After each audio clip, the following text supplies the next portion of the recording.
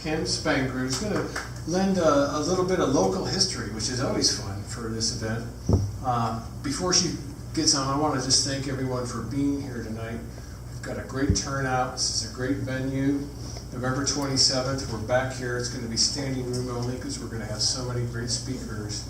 And you or your friends could be among those interesting people presenting that night. So please think about that.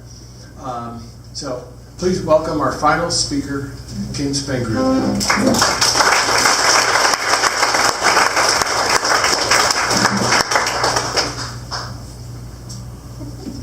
So I'm super nervous.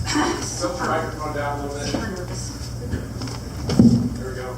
And I hope you can hear the music that I have. It's the old Paul Simon singing an American tune. So, while I was sitting there listening to everybody, I had some thoughts. My talk is so boring compared to the rest of them. My talk is not funny. It doesn't have much humor. I really appreciated your talk and Lauren's talk. It was a little bit more serious. So, and then, and Jerry is my husband, the chokeberry beer guy. And so he said he wanted to try something different, and that's why we got married. So. I'm going to give a brief synopsis of a presentation that my cousin Jason Townsend gave on September 5th for the Montrose Historical Society. It's an interesting but complicated history of Dave Wood. Who knows who Dave Wood is? Okay. The pioneer who established the first system of transporting supplies and people to the communities and mining camps of the Western Slope. The story mostly focuses on Dave Wood's family and their alliance with my relatives, the Townsend family in Ohio, Indiana, and Iowa, and how they ran the Underground Railroad in those areas. Who was Dave Wood and what was his history? We all have a history, and maybe yours is as interesting as Dave Wood's was. Don't start it yet. So do you know what genealogist's favorite movie quote is? I see dead people. Sorry.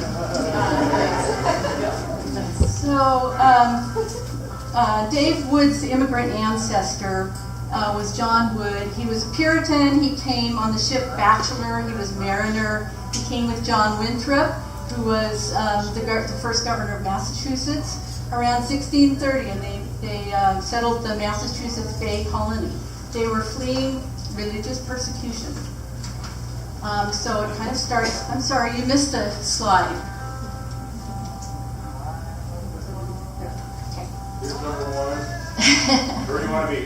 That one. No, the next one. Next one. Okay. Okay. My immigrants came in about 1682. William Penn, Quakers, they were fleeing religious persecution. My immigrant ancestor was John Townsend. The two families intersected in the 1800s. They came with the migrants, the Quaker migrants. Wood's family, the only reason I have this complicated slide is to show you that this was the immigrant and Dave Wood's down underneath Samuel Wood. Okay, this is my family.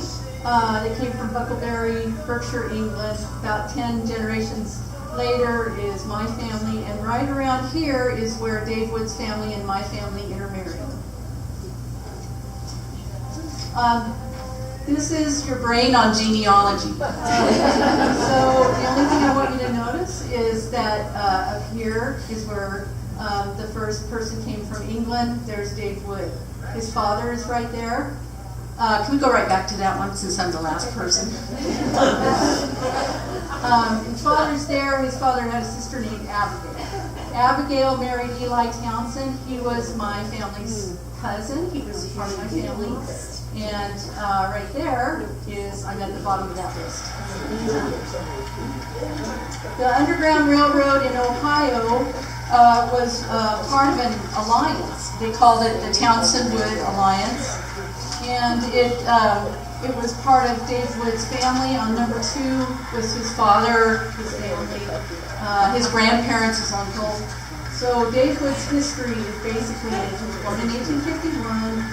His family moved to Kansas in support of abolition. He was in politics in Kansas. Civil War, 1861.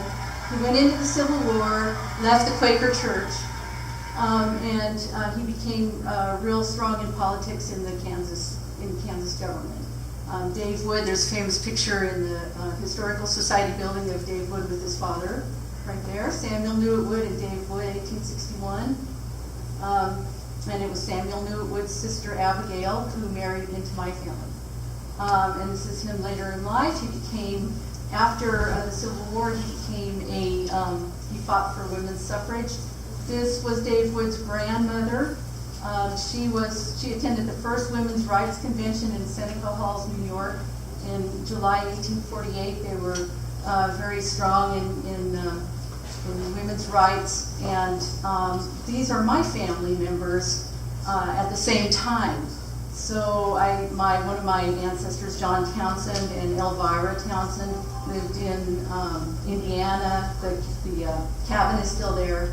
This is Levi Coffin's house. He was one of the main abolitionists in Indiana, where my family was. This is a wagon they used to help escaped slaves. They helped over 2,000 slaves escape to freedom. This is James Townsend's house, called Traveler's Rest. And the Woods and the Townsends would meet here, along with John Brown, a famous abolitionist, before Harper's Ferry, obviously. They attended his funeral. Susan B. Anthony, Samuel Newitt Wood, Dave Wood's father, communicated with Susan B. Anthony about